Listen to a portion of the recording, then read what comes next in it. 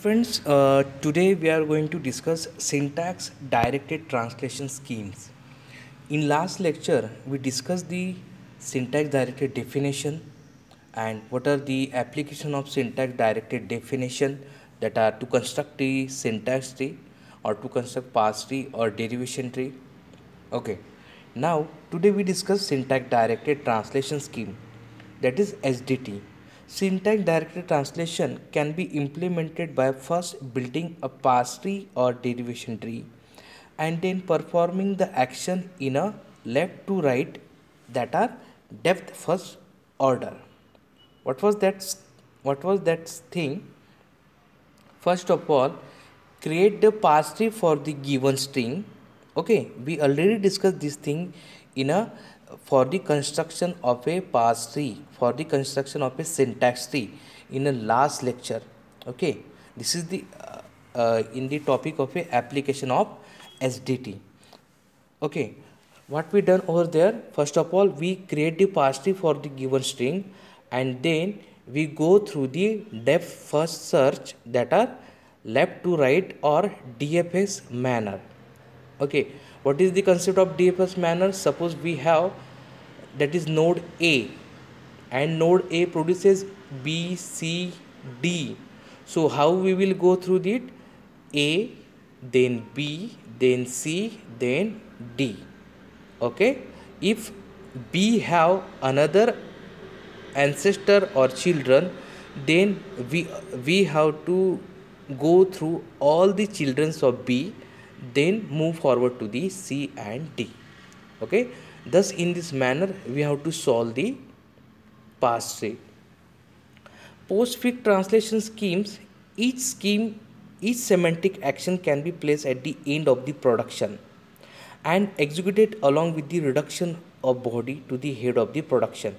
Yes, the semantic action, whenever reduction is applied, at that time semantic action is also applied. Okay, suppose E produces T star F, so what kind, whenever we perform T star F to E, at that time what kind of semantic action is to be there, so we have to use that production. Okay, just take the example, that is L produces En.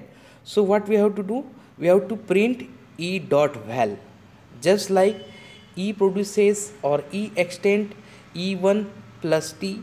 So what we have to do? Whenever we perform E1 plus T to E reduction, at that time what we have to do? We have to perform E dot val, that are E dot value of E is equal to E1 dot val plus T dot val.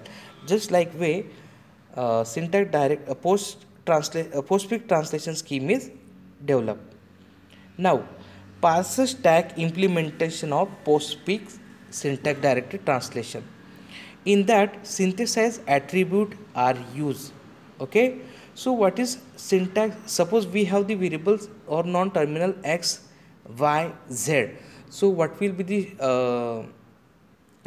top of the stack, that is last in first out. So z is pointed by the forward pointer, but it used the concept of synthesize attribute. So what is the concept of synthesize attribute? That the parent only take the value from its children only. Okay, now what are the different actions which are available for the parsing? For the shifting, push the value of the terminal on the semantic stack for the shifting, and for the reducing, pop up the value of k from the semantic stack, where k is the number of symbol on production that are available on RHS. Push the production value on the semantic stack. Okay, there are two type of action which is to be performed on this stack. Whenever performing parse stack implementation, at that time there are two type of action are available, shifting and reducing. Now next, SDTs with action inside the productions. Action can be placed at any position in the production body Action is performed immediately after all symbols left to it are processed. Given B produces X, A, Y, and action is done. After that, we have recognized X if X is a terminal or all terminal that are derived from the non-terminal. Okay. As it is for inside the action, if a bottom-up parser is used, then action is performed as soon as the X appear on the top of the stack.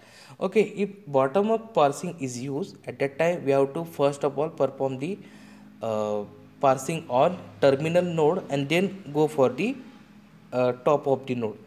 If top-down parser is used, then action is A performed just before Y is expanded and check Y is an input.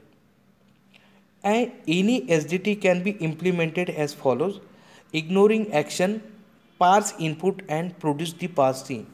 These things we are already discussed at the starting of the lecture. Okay, whenever we construct the parse tree with the help of syntax directed translation, but here we are going to use only the stack. Okay, add additional children to node n for the action in alpha, where alpha is A produces alpha. Perform pre-order traversal of the tree, and as soon as node is labeled by an action is visited, perform that action. Okay, we will take we will take this example, that is L produces E to N. So what we have to do? We have to print stack top minus 1 dot value. Whatever the value which is to be available at the top of the stack, what we have to do? We have to print that value. Keep in mind, in last lecture we are already discussed this thing. At that time we just simply revert, or what we can say that reduce that semantic action according to the production. But what we have to do?